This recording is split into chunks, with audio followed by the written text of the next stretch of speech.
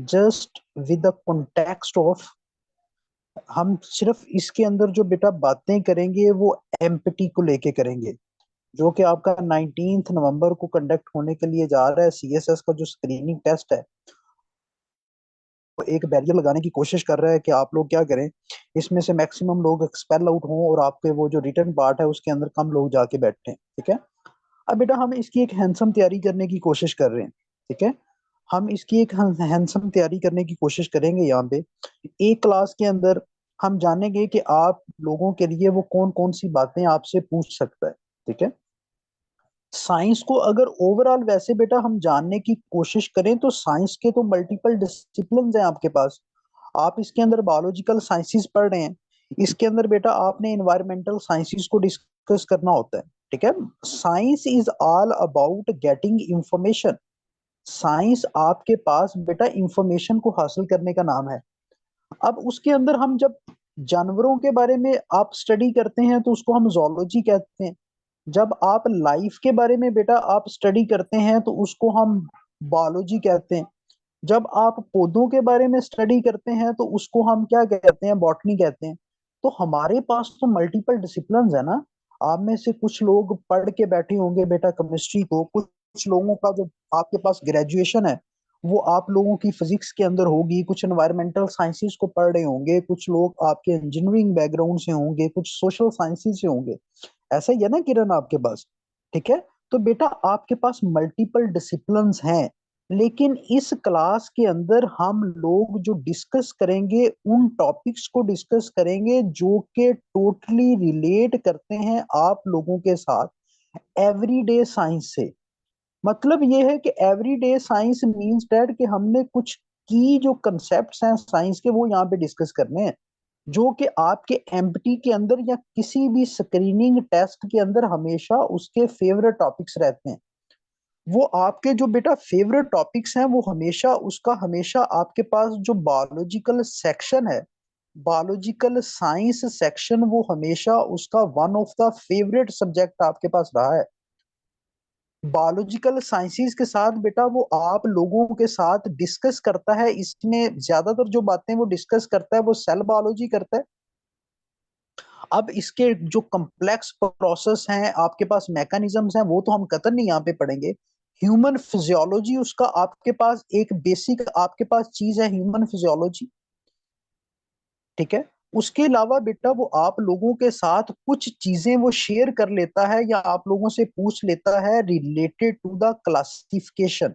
अब ये मैं आपको कुछ बेसिक बेसिक बातें करवाऊंगा, आपको बताऊंगा कि आपने इन टॉपिक्स को अगर आप करके चले जाएं तो आपके एमटी के अंदर जो साइंसेस का पोर्शन है उसको आप हैंडसमली क्रैक कर सकते हैं। क्लासिफिकेशन ऑफ लिविंग ऑर्गेनिजम्स बेटा वो आपसे पूछेगा, सेल बायोलॉजी पूछेगा आपसे, ह्यूमन फिजियोलॉजी के बारे में पूछेगा, और कुछ जो कॉमन डिजीजेस हैं आपके पास, मलेरिया है आपके पास, डायरिया है आपके पास, डेंगू है, पोलियो है, कोविड 19 कोविड वायरस है आपके पास।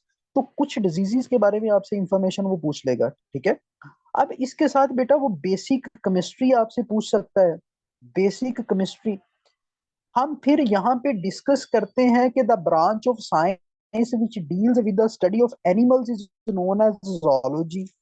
The branch of science which deals with the organs is known as आपके पास फिजियोलॉजी, ठीक है। आपकी वो ब्रांच जो कि स्ट्रक्चर्स के साथ डील करती है वो आपके पास इनाटॉमी कहलाती है। तो ब्रांचेस ऑफ साइंस के बारे में वो पूछ लेता है, ब्रांचेस ऑफ साइंस के बारे में। अगर इन तमाम चीजों से हट के हम बात करें, मतलब इसके अलावा कौन सा उसका टॉपिक सबसे इंपॉर्टेंट है, वो है बेटा एस्ट्रोनॉमिकल कंसेप्ट्स। एस्ट्रोनॉमी, एस्ट्रोनॉमी आप और मैं जानते हैं कि हम कायनात की स्टडी को एस्ट्रोनॉमी कहते हैं। The branch of science which deals with the study of कायनात, with the deals with the study of universe. कायनात वो नहीं जो इस क्लास के अंदर है, कायनात वो नहीं जो कि आपकी क्लास यूनिवर्सिटी के अंदर, कायनात वो जिस कायनात का आप और मैं क्या है, हिस्सा है। जिस कायनात का आप और मैं क्या है, हिस्सा है, उस कायनात के बारे में पढ़ने को हम लोग क्या कहते हैं, फबीहा। उस कायनात के बारे में पढ़ने को हम लोग कहते हैं एस्ट्रोनॉमी।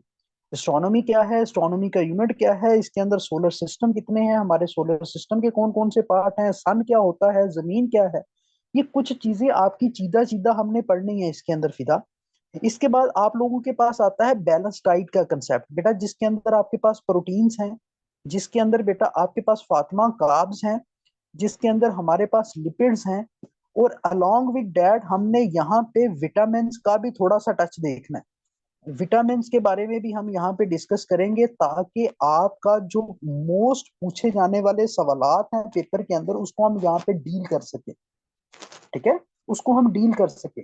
ये बात माइंड के अंदर रखिए कि सारी साइंस को पढ़ना आपका मकसद होना भी नहीं चाहिए एमपीटी के लिए। आपका सिर्फ उन कंसेप्ट को आपका उन कंसेप्ट को बेटा हमें पढ़ना जरूरी है। एनवायरमेंटल साइंस हमने यहाँ पे डिस्कस नहीं किया, कंप्यूटर साइंस डिस्कस नहीं किया बेटा, एनर्जी डिस्कस नहीं किया, प्रोडक्ट्स ऑफ साइंस हमने डिस्कस नहीं किया, तो सिलेबस कहाँ से ये पूरा होगा? Science is not all about that. आप लोग जिस भी फील्ड ऑफ साइंस के अंदर हैं, किसी ने केमिस्ट्री के अंदर 4 साल गुजारे हैं, तो यहाँ पे केमिस्ट्री को हम 10 मिनट के अंदर तो वो केमिस्ट्री थोड़ी ना पढ़ पाएंगे। ह्यूमन फिजियोलॉजी बेटा किसी ने एमबीबीएस के अंदर 5 साल गुजारे हैं, तो यहाँ पे ह्यूमन फिजियोलॉजी ना वो आपको चाहिए ना आप लोगों को वो यहाँ पे सीखनी है। सेल बायोलॉजी बेटा आप में से कोई भी मोलेकुलर बायोलॉजिस्ट बैठा है तो सेल बायोलॉजी ऐसे थोड़ी होगी जो अभी हम डिस्कस करेंगे। ये सिर्फ और सिर्फ आपकी वो बातें हैं जो को आपको एमपीटी के अंदर फायदा देंगी। और इन तमाम चीजों को अगर आप कंसिडरेशन के अंदर रखें जरा, इन तमाम चीजों को बेटा, ये तमाम की तमाम चीजें, सेल के बारे में पढ़ना, फातिमा के बारे में पढ़ना है, ह्यूमन फिजियोलॉजी के बारे में पढ़ना बेटा, फीबा आपके पास अरूज के बारे में पढ़ना है। ठीक है, एस्ट्रोनॉमी, हम इस कायनात का हिस्सा है तो क्यों ना हम इस कायनात के बारे में जान लें। तो बेटा इसके अंदर तमाम की तमाम जो मालूमात है वो हम अपने बारे में जानेंगे, वो हम अपने बारे में जानेंगे। तो अपने बारे में जानने की तो हर बंदे को एक तजस्सुस तो होता है ना। तो इसलिए पढ़ लीजिए कि हमें अपने बारे में कुछ ना कुछ तो इन्फॉर्मेशन आज पता चलेगी ना कुछ बातें तो पता चलेंगी। ठीक है, तो कुछ रैंडम बातें आपके पास लास्ट में मैं शेयर करूंगा कि वो आपके पेपर पॉइंट ऑफ व्यू से इंपॉर्टेंट है। ठीक है, तो बाकी इंशाल्लाह ताला आपके लिए इंटरेस्टिंग ये चीजें होंगी। ज्यादा हम कंसेप्चुअल स्टडी के अंदर तो कतई नहीं जाएंगे, लेकिन चीजों को आपका हैंडसमली क्रैक करने की कोशिश लाजमन करेंगे। ठीक है, चलें हम यहाँ पे बेटा आते हैं वापस। सबसे पहली चीज हम ये देखते हैं कि आपके पास लाइफ के बारे में, जिंदगी के बारे में जो पढ़ना है उसको बेटा हम बायोलॉजी कहते हैं। जिंदगी की स्टडी को, the branch of science which deals with the study of life is known as biology. अब इस जमीन के ऊपर आपकी जो जिंदगी है वो डिफरेंट तरह की है ना, वो डिफरेंट तरह की है। कुछ बेटा लिविंग ऑर्गेनिजम्स आपके पास सादा लिविंग ऑर्गेनिजम्स हैं जिनको आप मुनेरा कहते हैं, मुनेरा, जिनको हम बैक्टीरिया कहते हैं। इन सिंपल टर्म्स हम उनको बेटा बैक्टीरिया कहते हैं। बात समझ आई? फिर आपके पास कुछ यहाँ पे प्रोटिस्टा मौजूद हैं। फिर हमारे पास इस जमीन के ऊपर बेटा कुछ आपके पास फंगस मौजूद है। आप में से कुछ लोग ब्रेकफास्ट करते होंगे ना, ब्रेड का, अम्मा जो ब्रेकफास्ट के दौरान आपकी ब्रेड बच जाती है उसको रेफ्रिजरेटर के अंदर रखती हैं, और कुछ दिनों के बाद उसके ऊपर ग्रीन कलर की ग्रोथ आई होती है, वो फंगस ही होती है बेटा। आपके बालों के अंदर जो डेंड्रफ है वो भी फंगस की वजह से। आपके अचार के मर्तबान के अंदर जो चीजें आपके अचार को डिटीरियोरेट करती हैं, पिकल आपके पास जो जार को, वो फंगस होती है। इस तरह बेटा हमारे पास प्लांट्स हैं, प्लांट्स ये भी आपके पास लिविंग ऑर्गेनिजम्स हैं। इसी तरह बेटा हमारे पास क्या है, प्रोटिस्टा बेटा हम देख नहीं पाते, बड़े सादा से लिविंग ऑर्गेनिज्म है सिद्रा साहिब। वो आपके पास यूनिसेलुलर होते हैं, बताता हूँ वो क्या होते हैं। एनिमल्स, आपके पास एनिमल्स हैं बेटा, एनिमीलिया, मतलब there are different types of living organism. Algae as well, algae बेटा आपके पास क्या है, अल्जी आपके पास, इसको हम कहते हैं कि ये आपके पास क्या थे, ये आपके पास फोटोसिंथेटिक ऑर्गेनिजम्स हैं, प्लांट लाइक ऑर्गेनिजम्स हैं, जो कि अक्सर आपको लेक्स के ऊपर ना ग्रीन कलर की ग्रोथ नजर आ रही होती है, वो अल्जी होती है आपके पास। अब वापस आते हैं बेटा, तमाम की तमाम जिंदा चीजें, वो आपके पास मुनेरा हो, वो आप लोगों के पास प्रोटिस्टा हो, वो फंगस हो, प्लांटी एनिमीलिया या अल्जी हो, जैनब ये बात याद रखिए कि ऑल लिविंग ऑर्गेनिजम्स, तमाम के तमाम जो लिविंग ऑर्गेनिजम्स हैं, ये एक सेल से मिलके बनते हैं। इनका बेसिक जो यूनिट है वो आपके पास क्या है, cell. Cell is the structural and functional unit of, आपके पास क्या है, लिविंग ऑर्गेनिजम्स है, तमाम की तमाम जिंदा चीजों का। इंशाल्लाह हिदायत खान आज आपको कुछ ना कुछ समझ लाजमी आएगी। एनिमल्स बेटा, एनिमल जानवर, जानवर कहना कोई मुश्किल नाम तो नहीं है, प्लांट कहना कोई मुश्किल नाम तो नहीं है, फंजाई कहना कोई मुश्किल नाम तो नहीं है आपके पास, ठीक है। All living organisms are made up from the cell, तो सेल आपके पास बेटा यूनिट ऑफ लाइफ है। बड़ी बेसिक सी बात है कि सेल आपके पास यूनिट ऑफ लाइफ है आपके पास, ठीक है, यूनिट ऑफ लाइफ है आपके पास।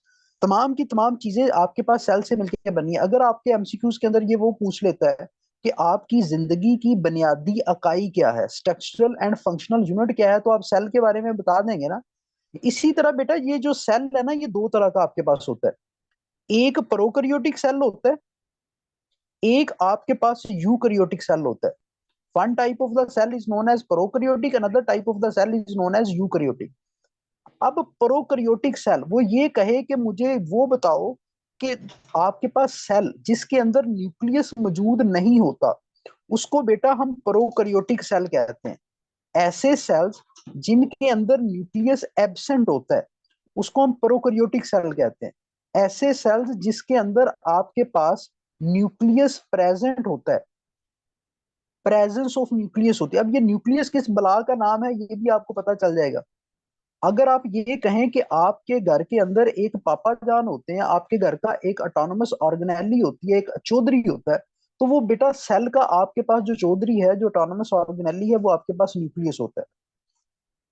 Presence of nucleus in eukaryotic cell and the absence of nucleus in the prokaryotic cell. ठीक है हिदायत खान, ये बात आपको समझ लगी। तमाम की तमाम जिंदा चीजें सेल से मिलकर बनती हैं, और सेल दो तरह का है, प्रोकैरियोटिक और यूकैरियोटिक। प्रोकैरियोटिक के अंदर न्यूक्लियस मौजूद नहीं होता, यूकैरियोटिक के अंदर न्यूक्लियस मौजूद होता है। यहां तक बात समझ लगी। अब यहाँ पे जरा एक दो बातें और देखिए बेटा। पौधे आपके पास वो जिंदा चीजें हैं, पौधे हमारे पास वो जिंदा चीजें हैं जो कि अपनी खुराक खुद बना सकते हैं। They can synthesise their own food. ऐसे लिविंग ऑर्गेनिजम्स जो कि अपनी खुराक को खुद सिंथेसाइज कर सकते हैं बेटा, उनको हम क्या कहते हैं? उनको कहते हैं autotrophs. Autotrophs, those living organisms which can synthesize their own food are known as autotrophs. Animals, इंसान भी तो एनिमल ही है ना। हमारा नाम बेटा बायोलॉजिकल नाम, जो हिदायत आपका बायोलॉजिकल नाम है ना, हमें बायो के अंदर जो कहा जाता है वो होमो सेपियंस कहा जाता है। इंसान का जो बायोलॉजिकल नाम है वो होमो सेपियंस है। और होमो सेपियन एक जानवर है, इंसान एक जानवर है ना आपके पास। बेटा आपके पास जो एनिमल्स हैं ये अपनी खुराक खुद नहीं बना सकते। तो ऐसे लिविंग ऑर्गेनिजम्स जो कि अपनी खुराक खुद नहीं बना सकते, उसको बेटा हम लोग कहते हैं कि दे आर हिट्रोट्राफ्स। वो आपके पास क्या है? हिट्रोट्राफ्स हैं। those living organisms which can't synthesize their own food are known as heterotrophs. तो अगर हिट्रोट्रॉफ की टर्म वो आपसे पूछ ले या ऑटोट्रॉफ की टर्म आपसे पूछ ले, तो आप बता सकते हैं ना, आप बता सकती हैं ना जैनब ये बात, ठीक है। तो ये आपके पास ये सारी की सारी बातें हैं, ये आपके पास सारी की सारी बातें हैं, ठीक है। होप्स हो कि यहाँ तक आपको चीजें क्लियर हुई होंगी, यहाँ तक चीजें क्लैरिटी है आपको, यहाँ तक चीजें आपको क्लैरिटी है। अब जरा नेक्स्ट चलते हैं। देखिए हमने अभी तक लुबना बात ये की कि cell is the structural and functional unit of life. Cell is structural and functional unit of life. अब देखिए ये सेल टर्म आपके पास डिस्कवर किसने की? फर्स्ट टाइम आपको बताया किसने कि सेल नाम की कोई चीज भी एग्जिस्ट करती है? 1665 के अंदर Robert Hooke was the guy.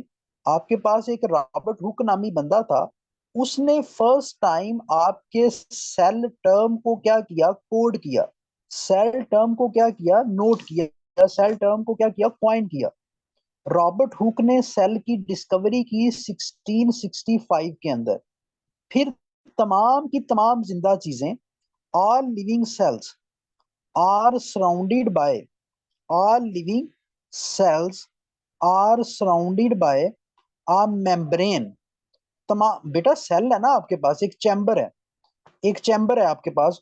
वो चैम्बर किसी ना किसी मेम्ब्रेन से तो सराउंडेड होगा ना। वो प्लाज्मा का, वो प्रोटिस्टा का सेल है, वो फंगस का सेल है, वो एनिमल का सेल है, वो प्लांट का सेल है, किसी ना किसी चीज से तो बेटा वो आपके पास सराउंडेड होगा ना। हर सेल के इर्द गिर्द पाई जाने वाली जो मेम्ब्रेन है, उसको बेटा हम लोग सेल मेम्ब्रेन कहते हैं। उसको हम क्या कहते हैं? सेल मेम्ब्रेन कहते हैं, ठीक है। All living cells are surrounded by a membrane is known as cell membrane. लेकिन एक बात याद रखिए बेटा, आप लोगों के बैक्टीरियल सेल के इर्द गिर्द एक अजाफी मेम्ब्रेन भी पाई जाती है। बैक्टीरिया के सेल के इर्द गिर्द एक अजाफी मेम्ब्रेन पाई जाती है। फंगस के सेल के इर्द गिर्द भी एक अजाफी मेम्ब्रेन पाई जाती है। इसी तरह प्लांट के सेल के इर्द गिर्द भी एक अजाफी मेम्ब्रेन पाई जाती है। आपके पास क्या आ जाती है? अजाफी मेम्ब्रेन पाई जाती है, ठीक है। ये तीनों के इर्द गिर्द पाई जाती है।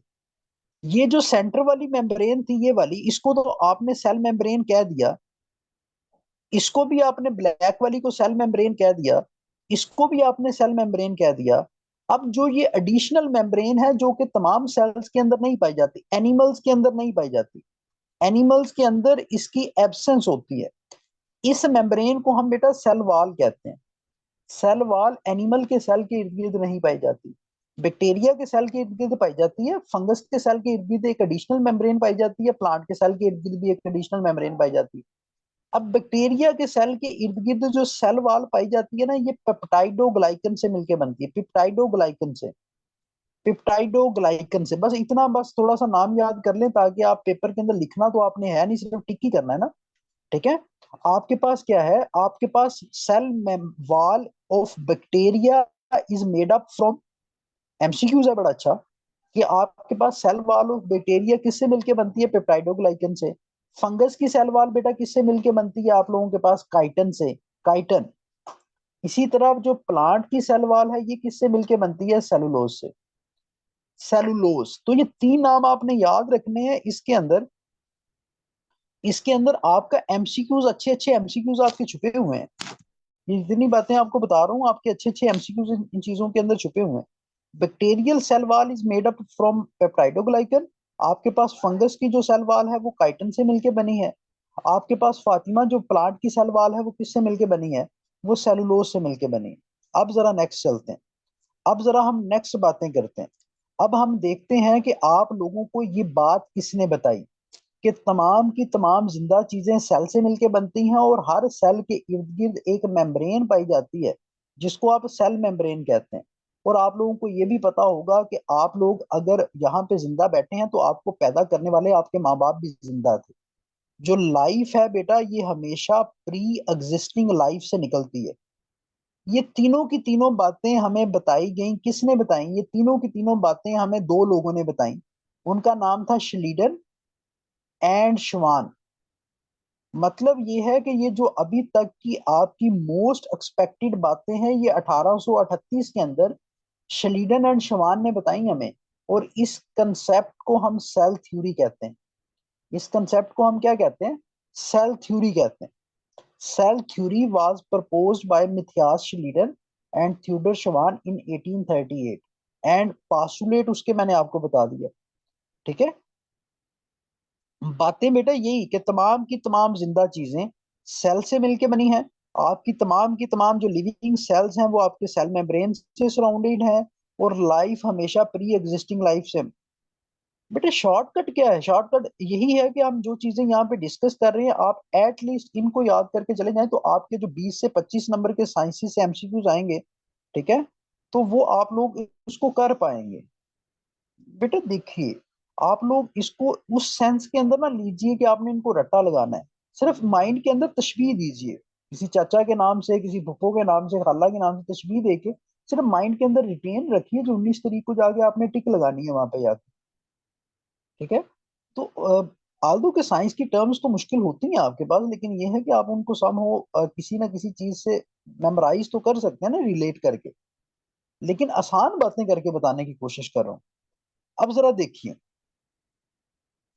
अब आप लोगों के पास देखिए, आप लोगों के पास बेटा ये है कि आपके पास न्यूक्लियस के बारे में बात करते हैं। इसी तरह आपके पास सेल मेम्ब्रेन के बारे में थोड़ी सी बात करते हैं जो एमसीक्यूज के अंदर बातें आ सकती हैं। बेटा सेल थ्योरी, सेल मेम्ब्रेन वाली बात सेल थ्योरी के अंदर आती है। All living cells are surrounded by a membrane, लेकिन आपसे ये एम्प्टी के अंदर थोड़ी कोई बात पूछेगा। बेसिक चीजें ही आपसे साइंस के अंदर पूछी जाती हैं, आपसे कॉम्प्लेक्स चीजें, आपको एडवांस स्टडीज आपको करने का कोई कहता भी नहीं है एमडी के अंदर, या even general science and ability के अंदर भी आपको एडवांस चीजें करने का कोई नहीं कहेगा। न्यूक्लियस बेटा आपका डिस्कवर किया किसने? रॉबर्ट ब्राउन ने। Robert brown was the guy जिसने आपको 1831 के अंदर ये बताया कि सेल के अंदर एक चौधरी भी पाया जाता है, एक ऑटोनमस ऑर्गेनेली भी पाई जाती है, जिसको आप ब्रेन ऑफ द सेल कहते हैं। ये आपके पास किसने बताया? ये आपके आपके रॉबर्ट ब्राउन ने बताया, ठीक है, 1831 के अंदर। ठीक है, ये आपके सेल की तमाम एक्टिविटीज को कंट्रोल करता है। ये आपके पास लेट्स सपोज कि आपके पास सेल है, सेल के अंदर बेटा आपके पास ये न्यूक्लियस है। न्यूक्लियस आपके पास ये जो सेंट्रल पार्ट है इसको आप न्यूक्लियस कहते हैं। इसको हम क्या कहते हैं? न्यूक्लियस कहते हैं, जो सेल के तमाम मैकेनिज्म को कंट्रोल करता है। ठीक है, आपके पास आपके पास कंट्रोल करता है। ठीक है, अब इसके अंदर एक बात याद रखिए कि वो थोड़ा सा अगर मुश्किल पेपर बनाएगा तो वो ये बनाएगा कि आपके पास जो न्यूक्लियस है वो डबल मेम्ब्रेन बाउंडेड ऑर्गेनेली है या सिंगल मेम्ब्रेन बाउंडेड ऑर्गेनेली। तो बेटा जो न्यूक्लियस है वो आपके पास डबल मेम्ब्रेन बाउंडेड ऑर्गेनेली है। न्यूक्लियस आप लोगों के पास क्या है? डबल मेम्ब्रेन बाउंडेड ऑर्गेनेली है। डबल मेम्ब्रेन बाउंडेड ऑर्गेनेली है, ये बात याद रखिए। आपकी शक्ल आपके माँ बाप से मिलती है, आपके वाले से मिलती है, आपके दादा से, आपकी दादी से, आपकी माँ से। बेटा वो तमाम की तमाम जो खसूसियात जो अपने अपने माँ बाप से ली, इसका मतलब है वो किसी ना किसी गाड़ी पे तो बैठ के आई ना खसूसियात। वो गाड़ी आप लोगों के पास क्या है? वो आप लोगों के पास इस न्यूक्लियस के अंदर वो गाड़ी पाई जाती है, जिसको आप डीएनए कहते हैं। जिसको हम क्या कहते हैं? डीएनए कहते हैं। मतलब ये है कि डीएनए जो है ये न्यूक्लियस के अंदर मौजूद होता है। इसकी प्रेजेंस बेटा न्यूक्लियस के अंदर होती है, और ये आपकी ट्रेड्स को, खसूसियात को कंट्रोल करता है। आपकी आंखों का रंग कैसा होगा, आपके अंदर इंसुलिन कितनी प्रोड्यूस होगी, ये तमाम की तमाम जो ट्रेड्स हैं they get controlled by the आपके पास डीएनए। ठीक है,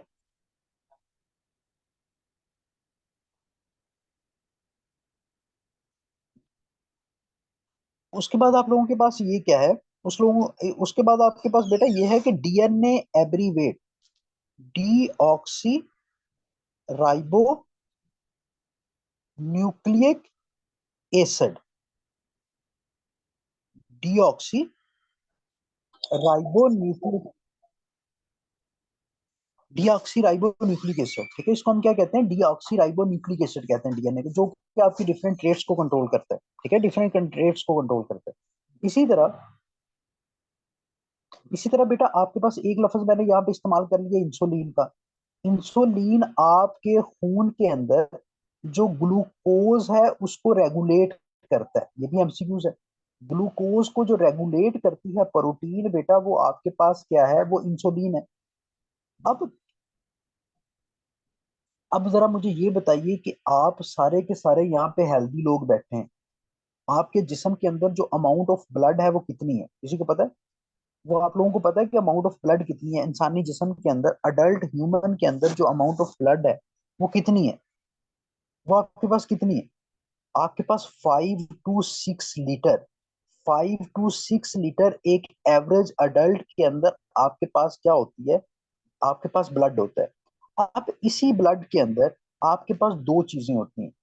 इसी ब्लड के अंदर हमारे पास बेटा दो चीजें होती हैं। एक आपके पास आपके पास सेल्स होते हैं 45% इसके अंदर सेल्स होते हैं, और 55% बेटा इसके अंदर फ्लूइड पोर्शन होता है, प्लाज्मा होता है। मतलब ये है कि आपके जिस्म के अंदर जो ब्लड पाया जाता है वो आपके पास 55% प्लाज्मा है कोमल, और 45% आपके पास क्या है? सेल्स हैं। सेल्स बेटा तीन तरह के होते हैं।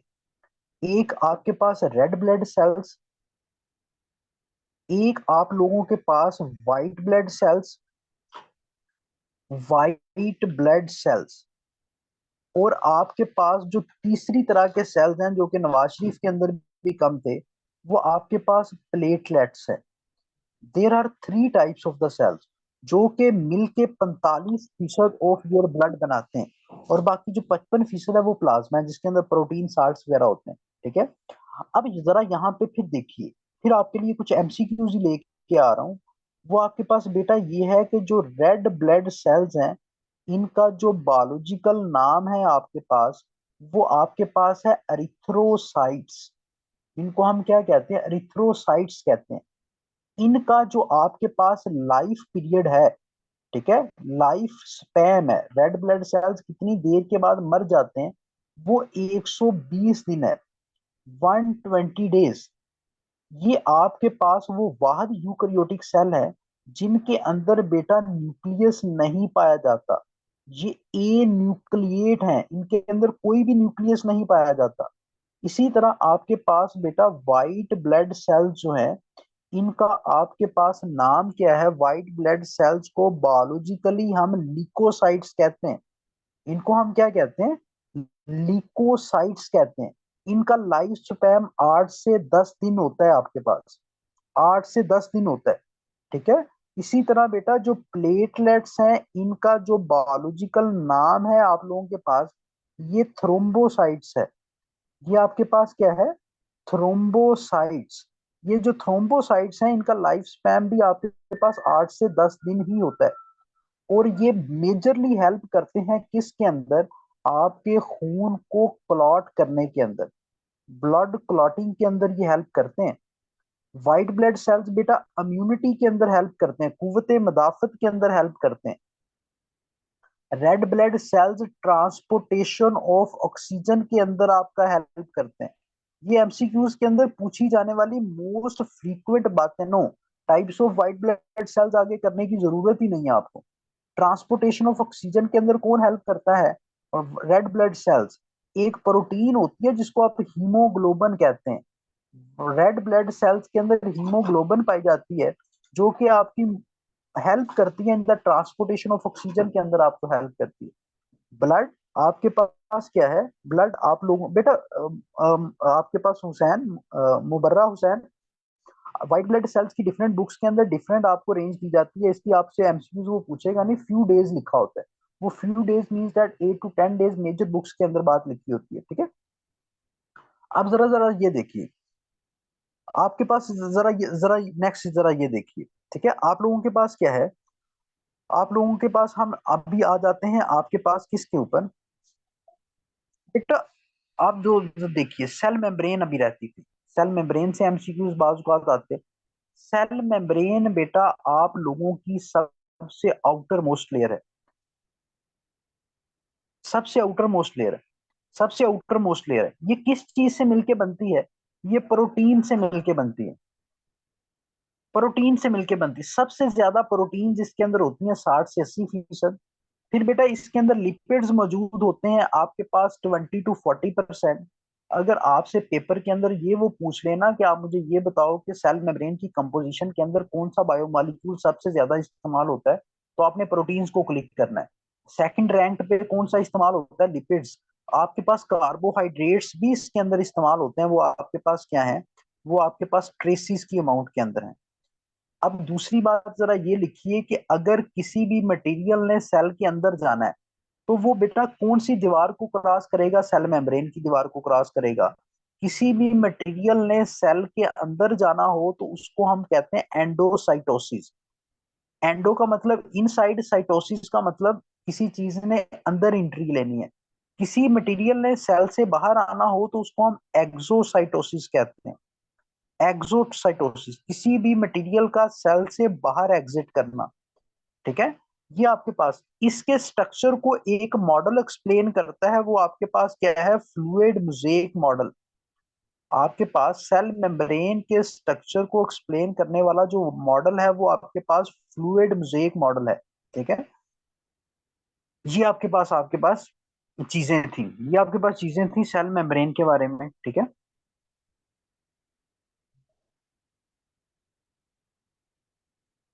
ठीक है, अब इसके बाद बेटा देखिए, साइंस इतनी आपके पास चीजें, मतलब ये है कि आप इतनी इतनी भी करते रहेंगे तो आपके लिए चीजें डुएबल हैं, आपका पेपर हो जाएगा, ठीक है। इसको रट्टा लगाने की जरूरत नहीं है। क्लास को एक दफा इसकी रिकॉर्डिंग को दोबारा सुनेंगे तो आपके लिए 19 तारीख तक ये चीजें आपके माइंड के अंदर रहेंगी, ठीक है। फिर बेटा आपके सेल के अंदर माइटोकॉन्ड्रिया पाया जाता है। माइटोकॉन्ड्रिया को हम powerhouse of the cell कहते हैं। इसको हम क्या कहते हैं? पावर हाउस ऑफ सेल, जो कि बेटा हेल्प करता है। पावर हाउस ऑफ सेल आपके पास ये मिल के बनता है, कुछ खास ऐसा इसका स्ट्रक्चर होता है। माइटोकॉन्ड्रिया का बेटा जो स्ट्रक्चर होता है वो आपको पास ऐसा नजर आता है। डबल मेम्ब्रेन बाउंडेड ऑर्गेनेली है। इसकी भी दो मेम्ब्रेन्स होती हैं। टू मेम्ब्रेन आपके पास पे मुश्तमिल ये ऑर्गेनेली है, न्यूक्लियस की तरह। एक आउटर मेम्ब्रेन है, एक बेटा इनर मेम्ब्रेन है। लेकिन इनर जो मेम्ब्रेन है उसके अंदर आपको फोल्ड्स नजर आ रहे हैं ऐसे। एक फोल्ड ये नजर आ रहा है, एक फोल्ड ये नजर आ रहा है, एक फोल्ड। इस एक इन फोल्ड को हम क्या कहते हैं? क्रिस्टी कहते हैं। माइटोकॉन्ड्रिया के इनर मेम्ब्रेन के एक इन फोल्ड को हम क्रिस्टी कहते हैं। ठीक है।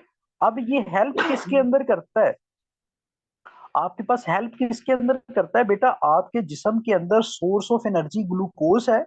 ये ग्लूकोज को तोड़ता है किसके अंदर? एटीपी के अंदर।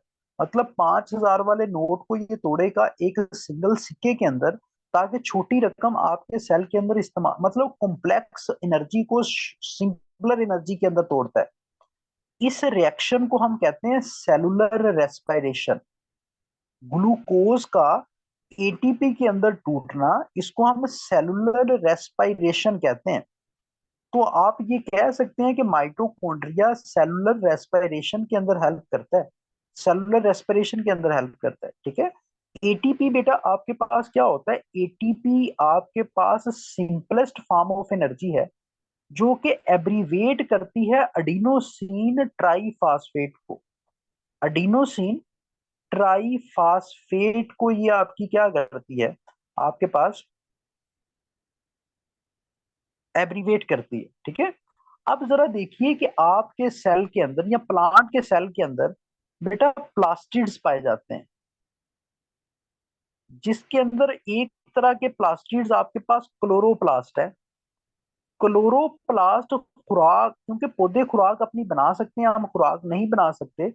तो पौधे अगर खुराक बना सकते हैं तो उनके अंदर खुराक बनाने वाली मशीन भी मौजूद होगी ना। वो खुराक बनाने वाली मशीन क्या है? क्लोरोप्लास्ट। इस प्रोसेस को आप फोटोसिंथेसिस कहते हैं। इस यूनिवर्स के ऊपर सबसे ज्यादा इस जमीन के ऊपर होने वाला रिएक्शन फोटोसिंथेसिस है। Photosynthesis is a reaction in which plants are able to make food. ठीक है। ग्लूकोज बनाने के वो क्या होते हैं आपके पास? काबल हो जाते हैं। ठीक है। प्लास्टिड्स की एग्जैक्टली आपके पास तीन टाइप्स हैं। एक आपके पास क्लोरोप्लास्ट है, एक क्रोमोप्लास्ट है, एक आपके पास क्या होती है? लीकोप्लास्ट होते हैं। लीकोप्लास्ट होते हैं। बेटा देखिए, जो आपके पास क्लोरोप्लास्ट हैं ये आपके पौधे के पत्तों के अंदर मौजूद होते हैं। जो क्रोमोप्लास्ट हैं ये बेटा फ्लावर्स के अंदर मौजूद होते हैं या स्टेम के अंदर मौजूद होते हैं। जो लीकोप्लास्ट हैं ये रूट्स के अंदर मौजूद होते हैं। क्लोरोप्लास्ट एक खास किस्म का पिगमेंट कैरी करते हैं जिसको आप क्लोरोफिल कहते हैं, जो कि सूरज की रोशनी को ट्रैप करता है। जो कि सूरज की रोशनी को ट्रैप करता है और फोटोसिंथेसिस के प्रोसेस के अंदर हेल्प करता है। ठीक है। प्रोसेस के अंदर आपको क्या करके देता है? हेल्प करके देता है। कार्बन डाइऑक्साइड वाटर के साथ मिलती है और सूरज की रोशनी की मौजूदगी में क्या बना देती है? सूरज की रोशनी की मौजूदगी में C6H12O6 बना देती है, प्लस ऑक्सीजन। इस रिएक्शन को आप फोटोसिंथेसिस कहते हैं। इस रिएक्शन को हम फोटोसिंथेसिस कहते हैं। जो कि हेल्प कौन करता है? जो हेल्प बेटा क्लोरोप्लास्ट करते हैं, पौधे के पत्ते के अंदर मौजूद क्लोरोप्लास्ट। ठीक है। क्लोरोप्लास्ट भी माइटोकॉन्ड्रिया और न्यूक्लियस की तरह एक डबल मेम्ब्रेन बाउंडेड ऑर्गेनेली है आपके पास। एक डबल मेम्ब्रेन बाउंडेड ऑर्गेनेली है आपके पास। ठीक है। ये बात होप्स हो कि आपको समझ लगी होगी। फिर बेटा आपके सेल के अंदर प्रोटीन सिंथेसाइज करने के लिए, प्रोटीन सिंथेसाइज करने के लिए आपके पास बेटा राइबोसोम्स मौजूद होते हैं। हमारे जिस्म के अंदर राइबोसोम्स मौजूद होते हैं।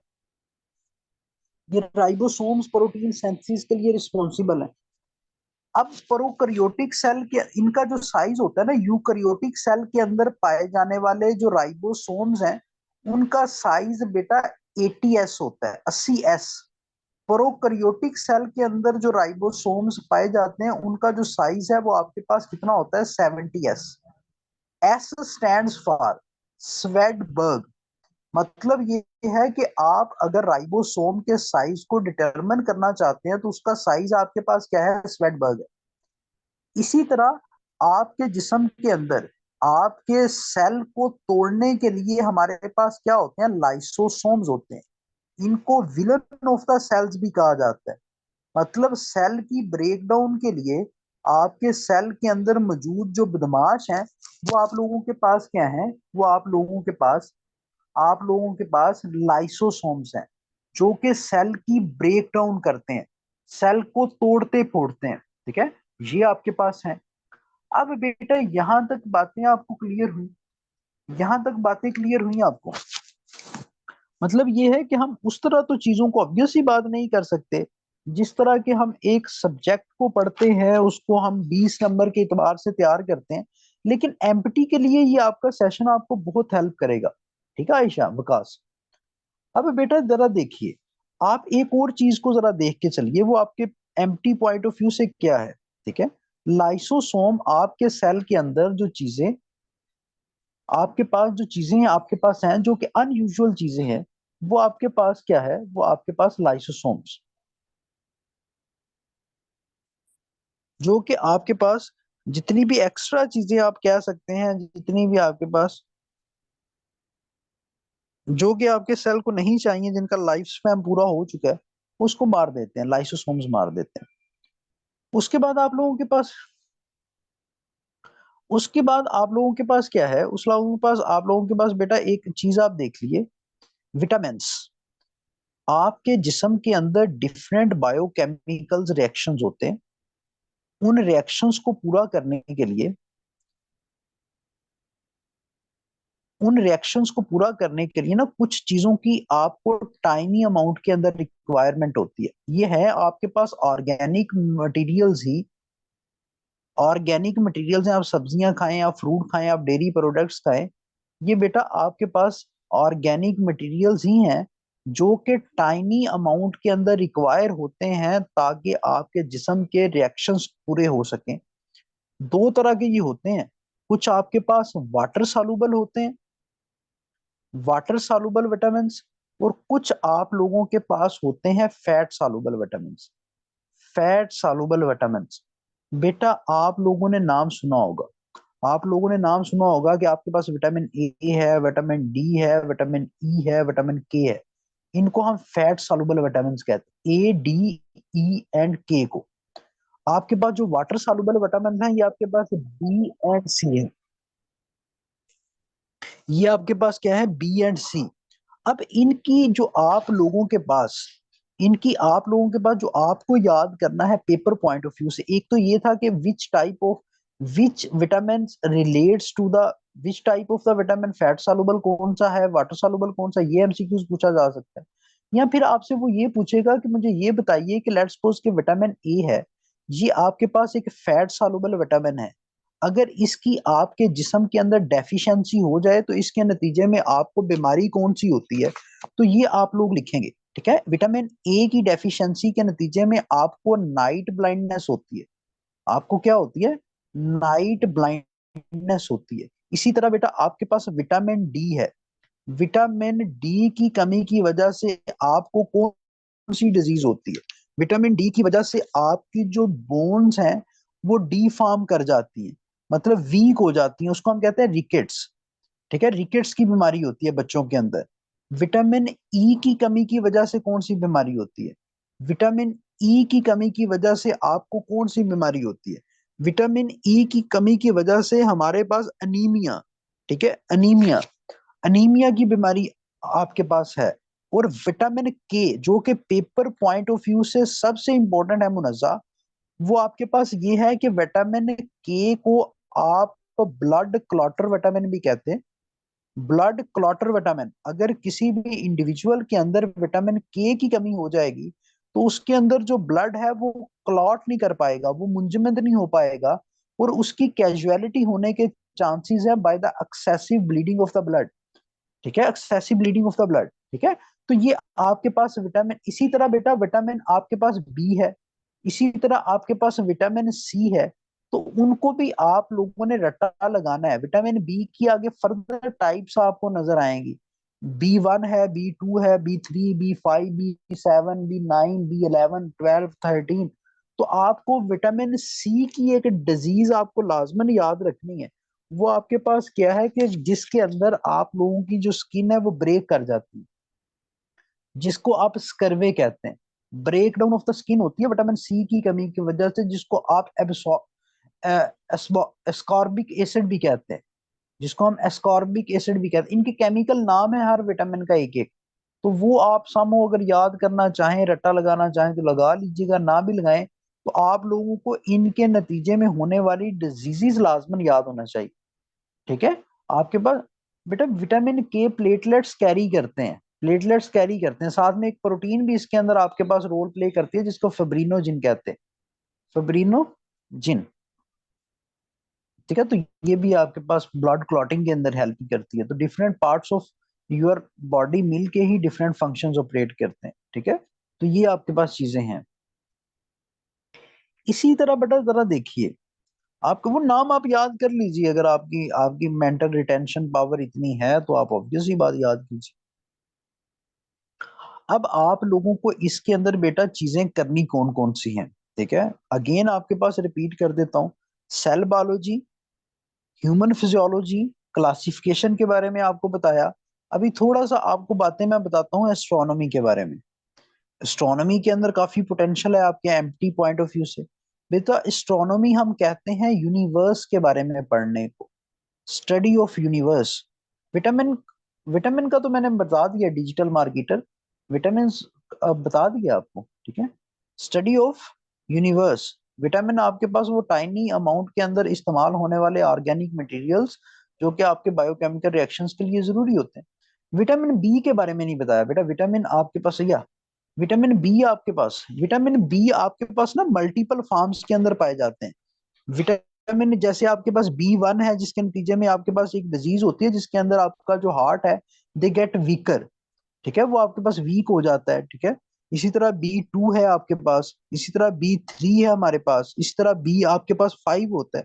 ठीक है। तो वो आपके पास लॉट ऑफ, आपके पास नंबर ऑफ द विटामिन की सब डिवीजन है। बेटा एस्ट्रोनॉमी स्टडी ऑफ यूनिवर्स को कहते हैं, और यूनिवर्स के अंदर मौजूद जो स्पेशियल बॉडीज की वजह से हम अपनी फ्यूचरिस्टिक प्रिडिक्शंस करते हैं उसको हम एस्ट्रोलॉजी कहते हैं। जो स्टार्स की मूवमेंट की वजह से, जो डिफरेंट हैवी बॉडीज की वजह से हम फ्यूचरिस्टिक प्रिडिक्शंस करते हैं उसको एस्ट्रोलॉजी कहा जाता है। Study of universe is known as astronomy. अब व्हाट इज यूनिवर्स, यूनिवर्स आपके पास क्या है, कायनात आपके पास क्या है।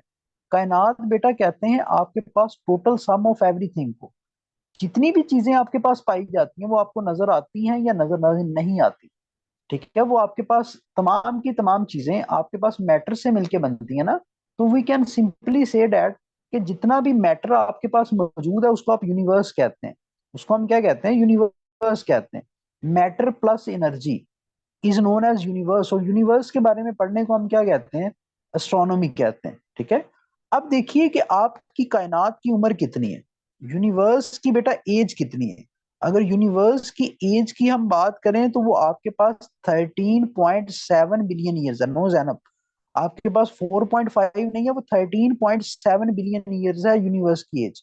ये बनी कैसे थी इसके बारे में एक कंसेप्ट पाया जाता है कि ये बिग बैंग थ्योरी के नतीजे में बनी थी। बिग बैंग थ्योरी आपके पास एक कंसेप्ट है कि तमाम की तमाम बॉडीज एक पॉइंट के ऊपर इकट्ठा थी। यूनिवर्स के अंदर जितनी भी बिखरी हुई बॉडीज आपको नजर आती है ना, ये एक पॉइंट के ऊपर इकट्ठा थी। By some means they get expand, ये एक्सपैंड कर गया, ये मैटर सारे का सारा फैल गया। इसको big bang theory of expansion हम कहते हैं। ये बेटा प्रपोज की गई थी आपके पास 1932 के अंदर। इसको प्रपोज करने वाले बंदे का नाम था जॉर्ज लेवित्री। तो बिग बैंग थ्योरी जो कि ओरिजिन ऑफ यूनिवर्स को एक्सप्लेन करती है, ये आपकी प्रपोज की गई थी कब, ये आपकी प्रपोज की गई थी किसके अंदर, 1932 के अंदर जॉर्ज लेमित्री ने इसको प्रपोज किया था। अब जैसे आपके तमाम के तमाम लिविंग ऑर्गेनिज्म का एक यूनिट है ना, इसी तरह बेटा आप लोगों के पास कायनात का भी एक यूनिट है। अगर आपको कायनात के बारे में जानना है तो इसके यूनिट के बारे में जानना होगा। यूनिट ऑफ यूनिवर्स, आपके पास जो यूनिवर्स का यूनिट है वो आपके पास गैलेक्सी है। गैलेक्सी, जैसे कि हम एक गैलेक्सी के अंदर रहते हैं ना, हमारी गैलेक्सी का नाम मिल्की वे गैलेक्सी है, इसी तरह की आपके पास नंबर ऑफ द गैलेक्सीज हैं इस कायनात के अंदर। ठीक है, तो यूनिट ऑफ यूनिवर्स हम गैलेक्सी को तस्वर करते हैं कि आपके पास गैलेक्सी है। ठीक है, गैलेक्सी है। ठीक है, अब आपके पास जो गैलेक्सी है ना, हमारी गैलेक्सी, उसका नाम है मिल्की वे गैलेक्सी। हमारी गैलेक्सी का नाम क्या है? मिल्की वे गैलेक्सी। बेटा हमारी गैलेक्सी की जो शक्ल है वो स्पाइरल है। हमारी गैलेक्सी की जो शक्ल है वो स्पाइरल है। इसके 7 बाजू हैं, इसके 7 आर्म्स हैं, they are known as galactic arms. उसको हम क्या कहते हैं? गैलेक्टिक आर्म्स कहते हैं। इसी तरह बेटा हमारे पास क्या है? हमारे पास, आपके पास जो मिल्की वे गैलेक्सी है, इसकी उम्र आपके पास 13.7 बिलियन ईयर्स ही है। इसकी जो सबसे नियरेस्ट गैलेक्सी है, हमसे जो सबसे करीब, बेटा देखिए आपके पास स्पाइरल शक्ल की है ऐसे, इसके एक स्पाइरल को हम रेफर करते हैं कि ये इसका एक बाजू है। आपकी जो सबसे नियरेस्ट गैलेक्सी है वो है एंड्रोमीडा। एंड्रोमीडा, ठीक है, आपकी नियरेस्ट गैलेक्सी है। हमारी जो गैलेक्सी का सेंटर है ना, हमारी जो मिल्की वे गैलेक्सी का सेंटर है, ये ये आपके पास है, इसको हम कहते हैं ब्लैक मैसिव होल, जिसके बारे में a lot of conspiracy theories exist करती हैं कि ब्लैक मैसिव होल के अंदर क्या है। तो ये जो मिल्की वे गैलेक्सी का बेटा जो सेंटर है, ये आपके पास ब्लैक मैसिव होल है। हमारी जमीन का सेंटर क्या है? सूरज है ना, तो सूरज का जो सेंटर है वो आपके पास ब्लैक मैस सूरज ब्लैक मैसिव होल के इर्द गिर्द घूमता है, सूरज। ठीक है, ब्लैक मैसिव होल इसको कहते हैं, ब्लैक होल भी कहा जाता है इन सिंपल टर्म। ठीक है, इसी तरह आप देखिए कि हम अगर अपने निजाम शमसी की बात करें, अगर हम अपने सोलर सिस्टम की बेटा बात करें, तो हमारा जो सोलर सिस्टम है ये मुश्तमिल है किन चीजों के ऊपर? एक सूरज के ऊपर, एक स्टार है आपके पास, सूरज है। इस सूरज के इर्द गिर्द आपके पास कुछ प्लैनेट्स रिवॉल्व करते हैं। आपके पास 8 प्लैनेट्स रिवॉल्व करते हैं ना, in their specific orbits. First का नाम आपके पास मरकरी है, मरकरी, जिसके पास कोई भी चांद नहीं होता, नो मून। ठीक है, इसके पास एटमॉस्फेयर भी कोई नहीं होता। अगर आपसे ये वो पूछ ले कि भाई आपके पास कौन सा सोलर सिस्टम के अंदर ऐसा प्लेनेट है जिसके पास एटमॉस्फेयर नहीं होता, वो आपके पास क्या है? मरकरी है। बेटा वीनस, वीनस आपका सबसे गर्म तरीन प्लेनेट है। आपके सोलर सिस्टम का जो सबसे गर्म तरीन प्लेनेट है वो वीनस है। इसका जो टेम्परेचर है 470 डिग्री सेंटीग्रेड होता है। तीसरा प्लेनेट आपके पास जमीन है। तीसरा प्लेनेट आपके पास क्या है? जमीन है। जमीन आपके सोलर सिस्टम का वाहद प्लेनेट है जहां पे जिंदगी का तो वजूद है, जहां पे जिंदगी रहती है। यहाँ पे बेटा आप लोगों का, इसका अगर हम डायामीटर की बात करें, जमीन के डायामीटर की बात करें, तो इसका डायामीटर 12,756 किलोमीटर है आपके पास। आपकी जमीन का जो डायामीटर है वो 12,756 किलोमीटर है। अगर जमीन के एवरेज टेम्परेचर की हम बात करें, जमीन के अगर जमीन के एवरेज टेम्परेचर की बात करें तो 16.08 डिग्री सेंटीग्रेड है। आज के दिन के अंदर आपके पास 16.08 डिग्री सेंटीग्रेड एवरेज टेम्परेचर है, जो कि आपसे सवाल के अंदर पूछा जा सकता है।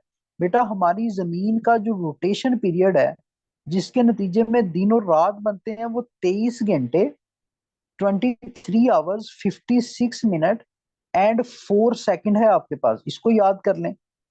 ठीक है, आपके पास आपके पास क्या है? आपके पास जो रेवोल्यूशन है, आपके पास जो रेवोल्यूशन है, आपका जो जमीन है वो सूरज के इर्द गिर्द एक चक्कर कितने दिनों के अंदर कंप्लीट करती है? 365 डेज के अंदर और 6 घंटों के अंदर। 365 दिन और 6 घंटों के अंदर आपकी जमीन सूरज के इर्द गिर्द एक चक्कर कंप्लीट करती है। इस तरह आप लोगों के पास क्या होता है? हमारे पास बेटा क्या होता है कि 365 दिन आपके पास, और जो 6 घंटे हैं, 6 आवर्स हैं। अब ये 6 आवर्स ऐड होते रहते हैं, हर चौथे साल आपके पास एक साल 366 दिनों का आता है, जिसको आप लीप ईयर कहते हैं। हर वो साल जो कि 4 के ऊपर कंप्लीटली डिवाइड हो रहा होता, वो वैल्यू जो कि कंप्लीटली डिवाइजेबल हो 4 के ऊपर, उसको आप लीप ईयर कहते हैं। 29 Feb आपके पास जो नेक्स्ट लीप ईयर है वो कब आएगा? 2024 आपके पास लीप ईयर है। जिस साल आपने सीएसएस का इम्तिहान देना है और पास करना है, वो लीप ईयर है आपके पास। पिछला आपके पास लीप ईयर कौन सा गुजरा? 2020। ऐसे बात है ना आपके पास, ठीक है। तो लीप ईयर का कंसेप्ट कहाँ से आता है? रेवोल्यूशन से आता है। रेवोल्यूशन ऑफ अर्थ से आपके पास लीप ईयर का कंसेप्ट आता है, ठीक है।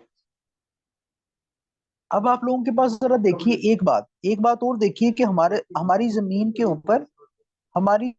के ऊपर एक चांद पाया जाता है जिसका नाम ल्यूना है। एक ही मून पाया जाता है, one moon is known as Luna, ठीक है, उसका नाम ल्यूना है, ठीक है। ठीक है, ये आपके पास सारी की सारी चीजें हैं। एक और चीज आपके पास याद रख लीजिए बेटा, आपके पास ये सारी की सारी चीजें हैं आपके पास, ठीक है। एक और आपके पास जो पेपर पॉइंट ऑफ व्यू से ना वो बातें पूछता है, वो है रॉक्स। रॉक्स के बारे में जरा देखिए बेटा, हमारे सोलर सिस्टम के अंदर भी रॉक्स पाई जाती है। रॉक्स की स्टडी को हम कहते हैं petrology. Petrology refers to the study of rocks. Rocks बनने के प्रोसेस को हम लिथिफिकेशन कहते हैं। लिथिफिकेशन।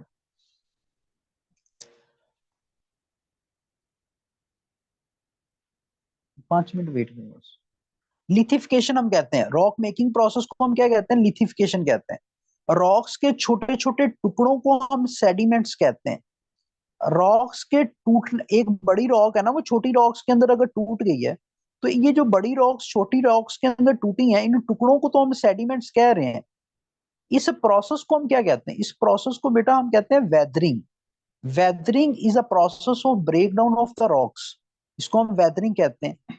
3 तरह की रॉक्स पाई जाती हैं आपके एक इग्नियस रॉक्स होती हैं। Igneous rocks. इग्नियस रॉक्स हम कहते हैं जो कि मैग्मा या फिर लावा के कूल डाउन होने की वजह से बनती हैं। जमीन के अंदर पाया जाने वाला रॉकी मोल्टन मटेरियल, उसको हम मैग्मा कहते हैं। जमीन के अंदर जो रॉकी मोल्टन मटेरियल पाया जाता है उसको हम मैग्मा कहते हैं। जमीन की सरफेस के ऊपर अगर अंदर पाया जाए तो उसको मैग्मा कहते हैं, अगर ऊपर पाया जाए तो उसको लावा कहते हैं, ठीक है। मैग्मा और लावा के कूल डाउन होने की वजह से जो रॉक्स बनती हैं उनको इग्नियस रॉक्स कहते हैं। जो छोटे छोटे टुकड़ों के जमा होने की वजह से रॉक्स बनती हैं, रॉक्स के छोटे छोटे टुकड़ों के जमा होने की वजह से रॉक्स बनती हैं, उसको हम सेडिमेंट्री रॉक्स कहते हैं। सेडिमेंट्स की कॉम्बुलेशन से जो रॉक्स बनती हैं, ठीक है, शेल्स वगैरह, लाइमस्टोन वगैरह आपके पास। और मेटामॉर्फिक रॉक्स हम कोमल उसको कहते हैं जो कि टेम्परेचर और प्रेशर के इन्फ्लुएंस की वजह से बनती है। टेम्परेचर एंड प्रेशर के इम्पैक्ट की वजह से जो रॉक्स बनती हैं उसको हम मेटामॉर्फिक रॉक्स कहते हैं। They are known as metamorphic rocks, ठीक है। तो ये आप लोगों के पास सारी की सारी चीजें इसके अंदर आप देख लीजिए बेटा। आप लोगों के पास उसके बाद हमारे पास कंसेप्ट आ जाता है आपके पास, और आपके पास साइंस पॉइंट ऑफ व्यू से आपके पास क्या बातें आ जाती हैं, ठीक है। आपके पास आपसे वो पूछ सकता है कि लेट्स सपोज मुझे ये बताइए कि आपके पास ह्यूमन फिजियोलॉजी, ह्यूमन फिजियोलॉजी इसके बारे में बहुत ही आपके पास एक वास्ट फील्ड है पढ़ने के लिए, लेकिन एम्प्टी के अंदर वो आपसे क्या बातें पूछ सकता है?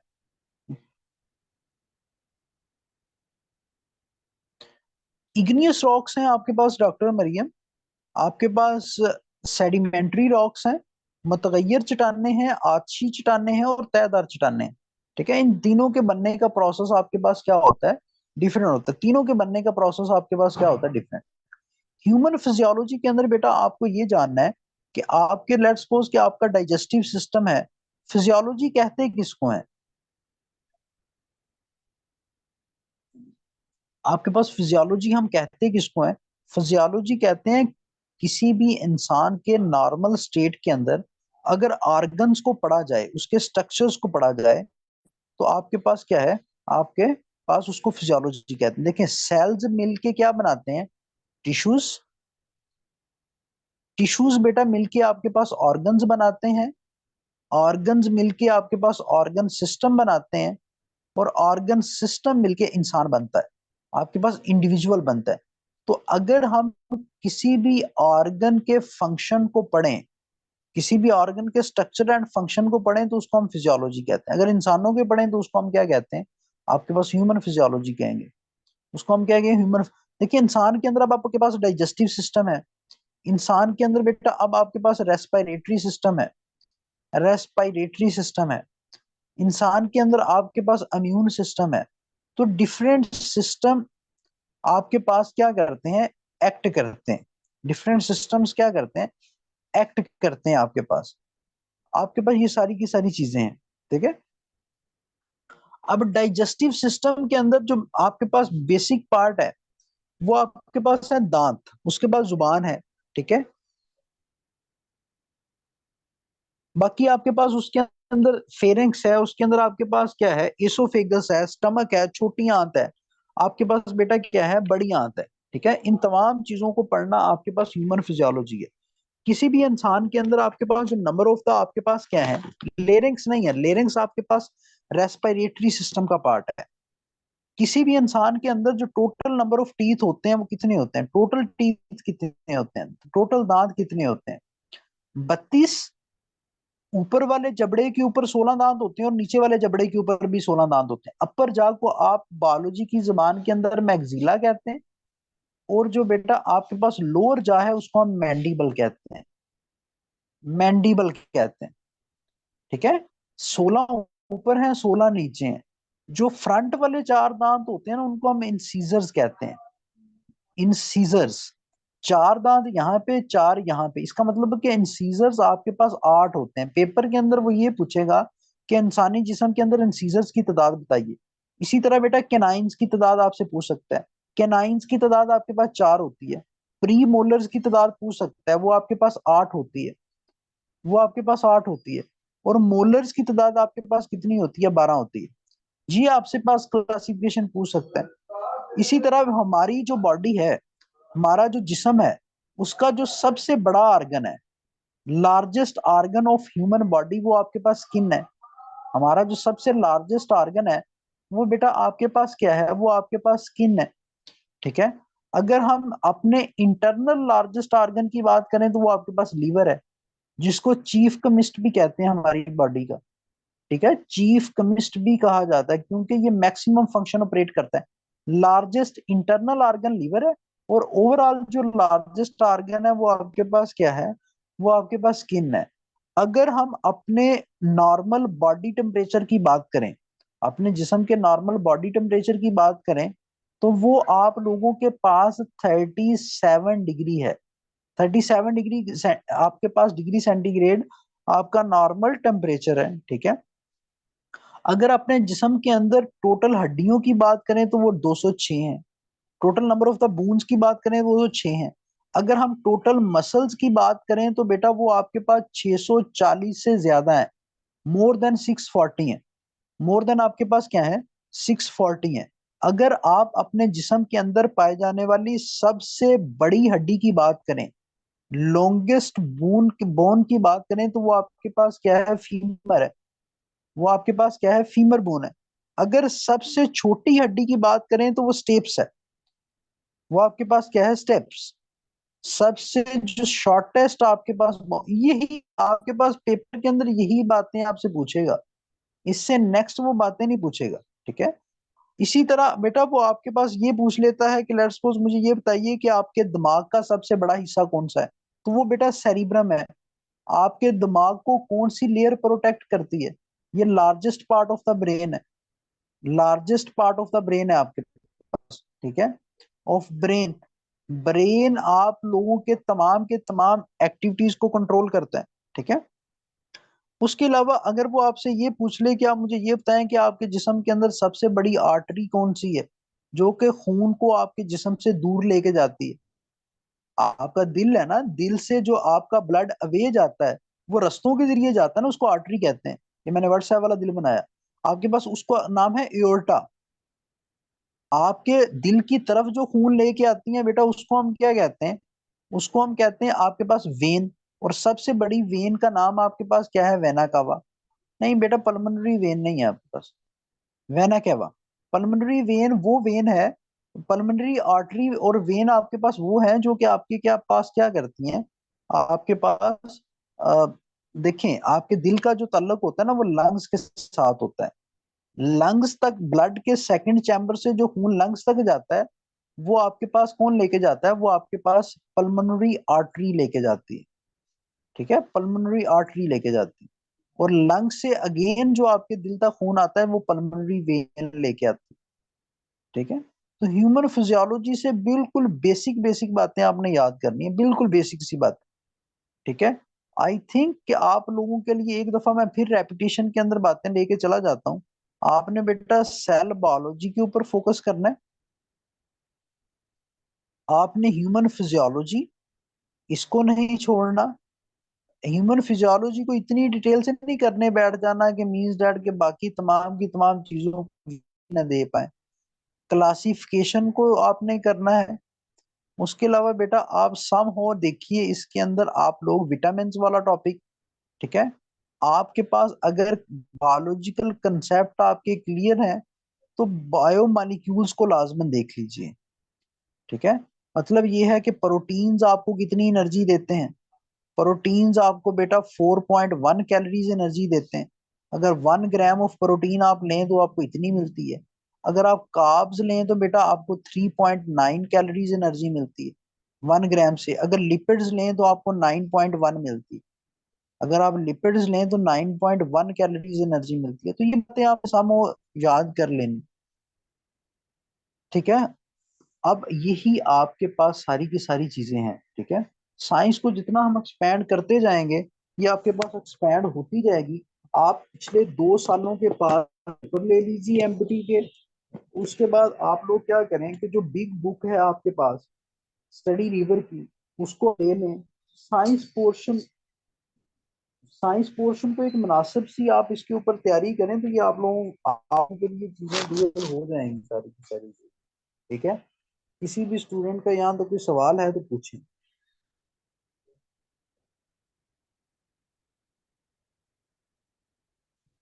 यहाँ तक बच्चे किसी भी स्टूडेंट का कोई क्वेश्चन है तो लेकिन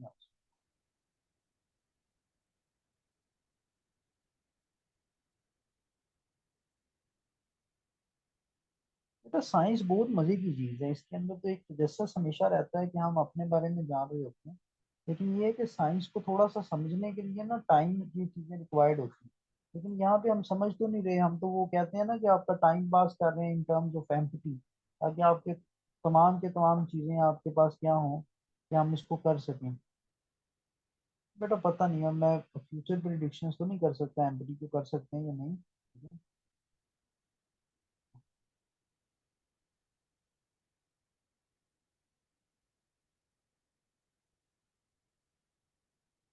बेटा रिकॉर्डिंग आपको फेसबुक पे मिल जाएगी इसकी।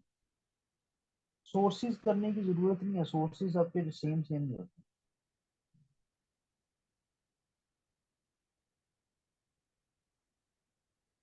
बेटा ये वैसे तो कहीं से भी वो पूछ सकता है। अगर उसने डिसाइड कर लिया कि आपको नंबर नहीं देना तो फिर तो वो किसी टॉपिक से भी बना सकता है।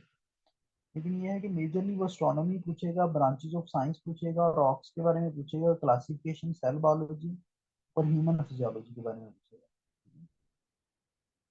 तो एक लेक्चर के अंदर पॉसिबल तो नहीं है सारी चीजें आप लोगों को करवाना, लेकिन ये है कि कुछ चीजें जो आपके एमपीटी के अंदर आपको मोस्ट हेल्प करेंगी वो मैंने बता दी।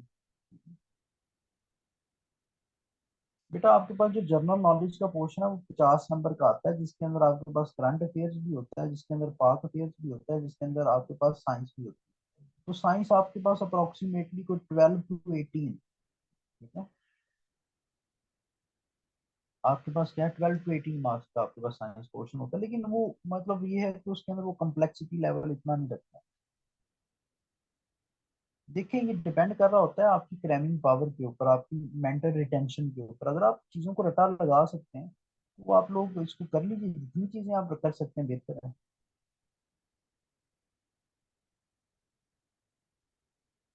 जनरल एबिलिटी की बेटा ये है कि आप पास, अगर तो आप बिल्कुल ब्लैंक के ऊपर खड़े हैं, जीरो के ऊपर खड़े हैं, तो फिर आप पास पेपर कर लीजिए एमपीटी के। ठीक है, अगर आपके कुछ बेसिक कंसेप्ट एबिलिटी को लेके क्लियर है तो फिर आप उसके ऊपर थोड़ी सी हैंडसम प्रैक्टिस कीजिए। ठीक है, नहीं यार, एमपीटी के अंदर नेगेटिव मार्किंग नहीं है। एमटी के अंदर आपको बिग बुक से कर लीजिए। बिग अगर, देखिए डिपेंड करता है, अगर तो आपके कंसेप्ट क्लियर है मैथ को लेके, फिर आप प्रैक्टिस कीजिए। अगर आपको मैथ नहीं आता, बिल्कुल आप जीरो लेवल पे खड़े हैं, तो फिर आप रेटालाइजेशन कीजिए, बिग बुक लीजिए, जो आपके सवाल है उसको सॉल्व कीजिए, तो सामने वो आपकी चीजें वहां पे क्लिक कर जाएंगी। 66 बेटा मार्क्स होते हैं आपकी एमटी को पास करने के लिए, लॉट ऑफ मार्जिन है आपके पास में। बेटा देखिए, किसी पोर्शन को छोड़े बगैर आपके पास एमटी हो जाएगा, लेकिन आपका एक एमपी के अंदर 70 नंबर लेना और एक बच्चा 170 ले रहा है, आपके अंदर कॉन्फिडेंस का बहुत आपके पास फर्क आ जाता है, कॉन्फिडेंस शैटर कर जाता है। ठीक है, मैं ये नहीं कह रहा कि आप 66 पे पास हो, आप 100 125 नंबर पे लें, ताकि वो आपको रिटर्न के अंदर हेल्प करे ना। बेटा पीडीएफ आपके पास, मेरा ख्याल पीडीएफ के अंदर नहीं है बिग बुक, आपको ये परचेज ही करनी पड़ेगी शायद। नहीं बेटा, अकाउंट काउंट नहीं होते in terms of value, count नहीं होते, लेकिन इन टर्म्स ऑफ आपकी साइकोलॉजिकल ग्रोथ के लिए तो काउंट होते हैं ना। आपको पता है, आप सीएसएस देने के लिए जा रही हैं और एमटी के अंदर 66 पे, अगर 67 में पास होंगे, तो आप खुद से जरा अंदाजा लगाइए कि आप खुद से डरेंगे नहीं।